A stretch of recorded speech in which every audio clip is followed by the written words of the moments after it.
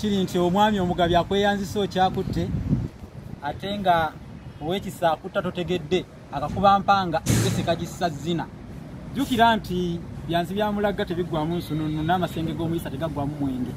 Kyenva mbategeeza nti ebirabo tukyabigaba nga bwe byalambikibwa mu nsiitaano n'enteekateeka y'ensiitaano oluberyeberye nga tugiteekateeka.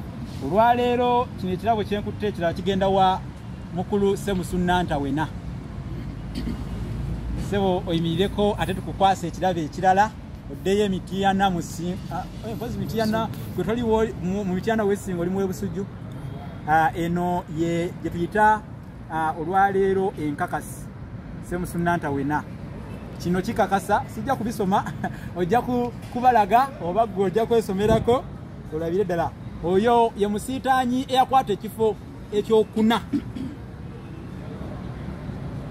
Eyo ebbaluwa emukakasa kiddala yakwata ekifo ekyo tugimuwadde olwaleero.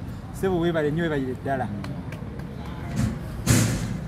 Enkakasi endala gye nnina egenda wa omulasangeye omulala ate nga Ssaalongo si mulala ye Ssaalongo mulya bisiike Mubiru Sharifu.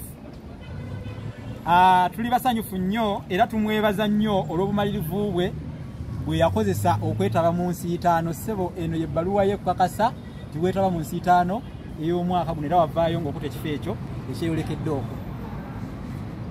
Tweyanziza nnyo tweyanzege tojjanga okwo totirira nga lulimi genda ddala mu maaso n'okulwagala n'obuteeganya otuwadde amaanyi tweyanzege. Bassebo era gye nnina wano yeeyo omusiitaanyi omukyala Nandawula Nambi Namugabi Olivia. Oyo nno tasobodde kuba naffe naye ebbaluwa ye egenda kusigalayo mu kakkalabizo oba ofiisi y'olulasangeye ejja kubanga eterekeddwa bulungi ajja kugifuna mukyala Namugabi.